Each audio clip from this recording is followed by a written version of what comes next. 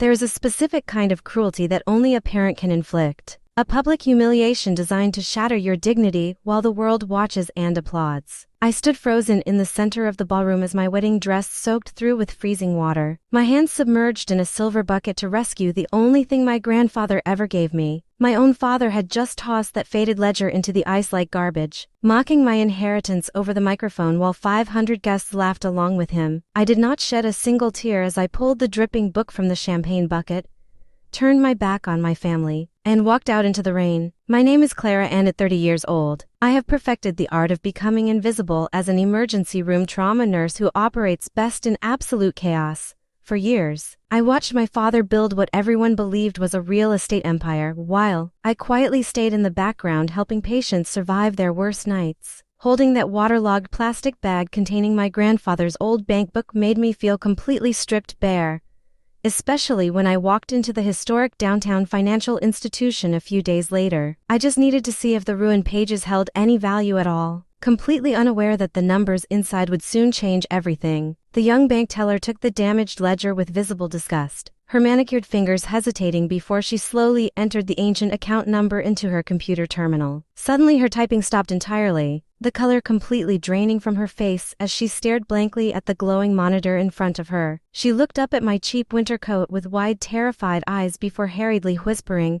that I needed to stay exactly where I was while she fetched her superiors. Within moments, the regional director arrived to personally escort me behind a heavy security door, treating me like a displaced queen rather than a penniless nurse. Sitting in that private room brought back a flood of painful memories for him. When I was just a young girl scrubbing the floors of my father's pristine library, he had deliberately overturned his drink on the hardwood just to watch me clean it, reminding me that some people are born to rule while others are meant to serve. My brother had just laughed from the couch while my father threatened to put my grandfather in a state home for trying to hand me a washcloth. That was the exact moment I realized my father did not just want obedience. He genuinely thrived on extinguishing any spark of joy in my soul. The heavy thud of a leather file on the table pulled me out of the past as the bank director smiled warmly and revealed the massive secret my grandfather had kept hidden. Decades ago, he had established a private trust, investing early in foundational technology stocks and allowing every single dividend to accumulate completely untouched for 40 long years. The document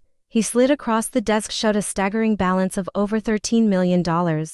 A fortune that belonged entirely to me. My father had held that exact wealth in his hands at my wedding and thrown it away because his arrogance blinded him. When I returned to our modest apartment, my husband Julian was already deep into his analytical spreadsheets, his face illuminated by the cold blue light of his computer screen. Julian is a brilliant financial auditor who specializes in finding structural cracks in corporate empires, and he had spent the day dissecting my father's public business records. He looked up at me with a grim expression, explaining that my father's glamorous lifestyle was actually a massive fraud sustained by illegal loans and empty shell accounts. The man was completely broke, facing imminent foreclosure on his mansion, and desperately scrambling to avoid a federal prison sentence. Right then my phone began to buzz with my father's name on the screen, his booming voice filling the room without a single hint of apology for his wedding behavior. He casually claimed he wanted to do me a favor by forcing the sale of the small coastal cottage my grandfather had left me. He condescendingly explained that a simple nurse could never handle property taxes,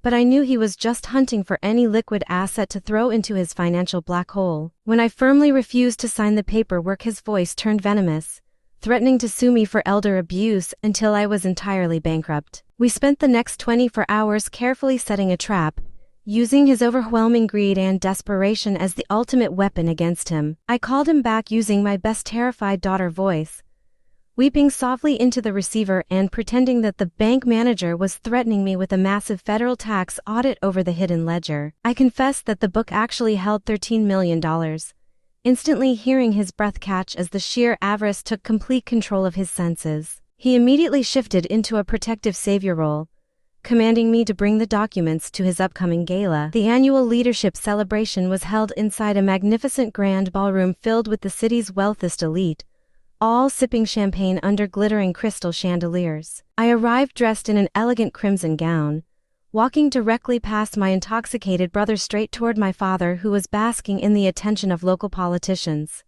He quickly pulled me into the shadows, his eyes burning with intense hunger as he snatched the blue legal folder directly from my hands. He quickly scribbled his signature on the bottom line, completely believing he was stealing my fortune without reading a single word of the text. His supreme arrogance prevented him from realizing he had actually signed a binding legal affidavit assuming sole personal liability for decades of fraudulent offshore corporate accounts. As he proudly stepped up to the podium to announce a massive fake donation to the charity, Julian uploaded the signed confession directly to the Department of Justice portal. Mid-sentence, the massive digital screen behind my father flickered and died, replaced by a stark federal asset seizure notice that silenced the entire room. Armed federal agents flooded through the ballroom doors, cutting off his confused protests and putting him in handcuffs. The immediate aftermath was pure chaos as my brother cornered us in a private room, his face purple with rage as he brandished a sharp knife from a catering tray. Julian moved instantly,